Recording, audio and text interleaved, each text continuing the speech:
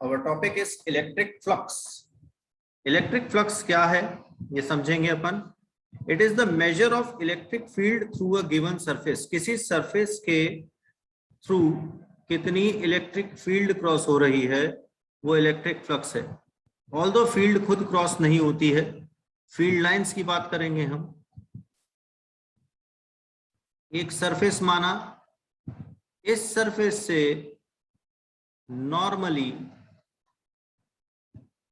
कितनी electric field lines cross हो रही हैं उसके मेजर को हम इलेक्ट्रिक फ्लक्स बोलते हैं. एक एनालॉजी लेके समझते हैं. माना कि बारिश हो रही है,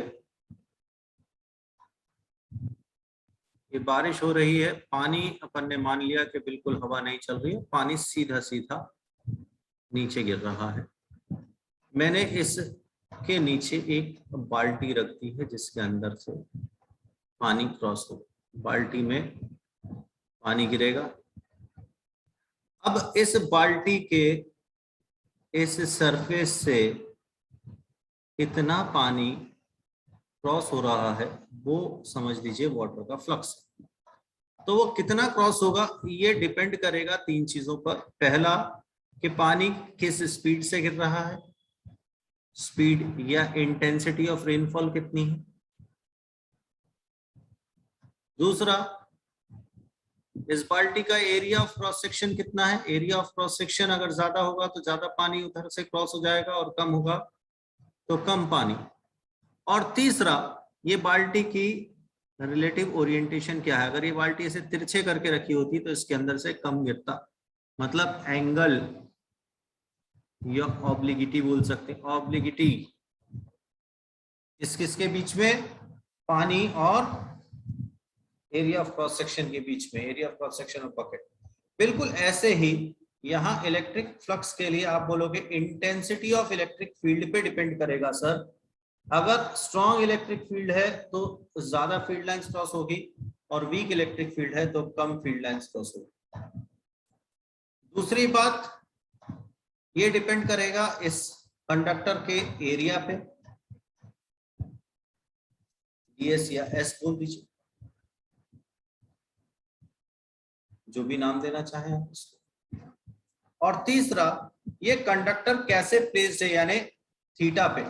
मान लीजिए ये कंडक्टर जो है इस तरह से प्लेस्ड होता,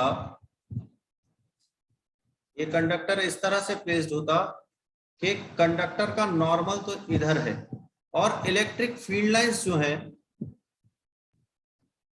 ये इस डायरेक्शन में होती.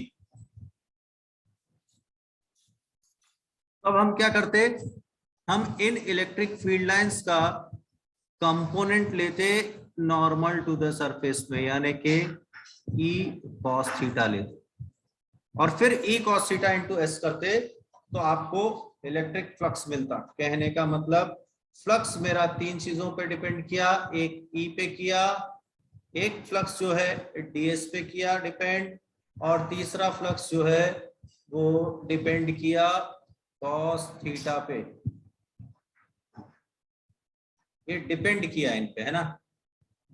इनको कंबाइन करके अगर मैं लिखूंगा तो phi equals to vector form में ई डॉट डीएस और स्केलर फॉर्म में E into S into cos theta. ये फॉर्मूला आ गया आपके पास इलेक्ट्रिक फ्लक्स का. अब कुछ बातें और इलेक्ट्रिक फ्लक्स के बारे में जान ले. ये एक स्केलर क्वांटिटी है,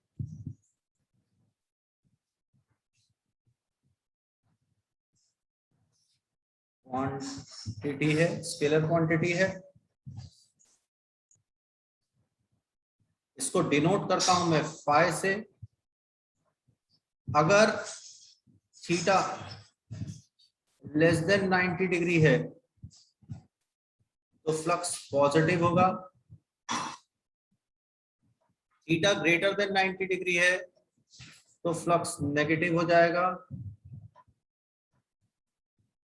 और थीटा इक्वल्स टू 90 डिग्री है तो फ्लक्स 0 हो जाएगा.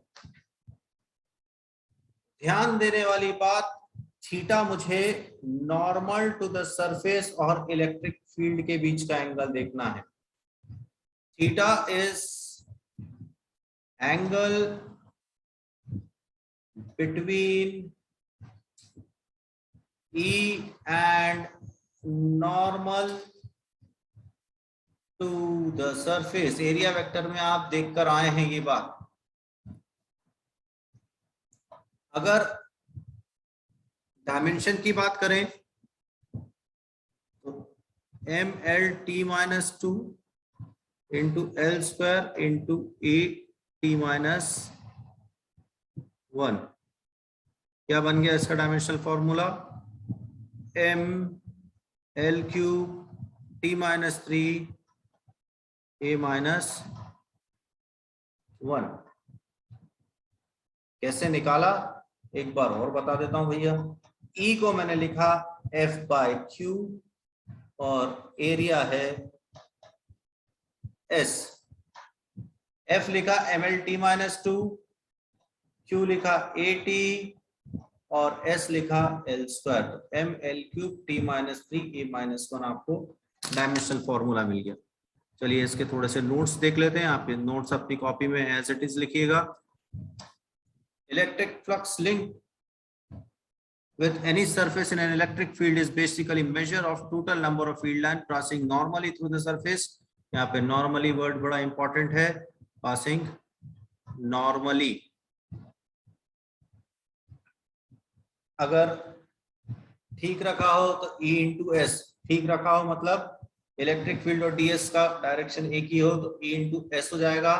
और अगर इलेक्ट्रिक फील्ड और एरिया वेक्टर आपस में थीटा डिग्री का एंगल बना रहे हैं तो ES cos थीटा हो जाएगा।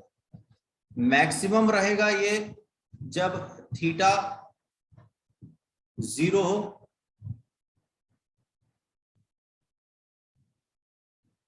फाई मैक्स होगा E इंटू ds cos 0 1 होता है जब नॉर्मली ही इलेक्ट्रिक फील्ड होगी। ये केस इसमें मैक्सिमम फ्लक्स पास करेगा और ये केस जब ये वाला केस में मिनिमम फ्लक्स पास करेगा, 0 फ्लक्स पास करेगा।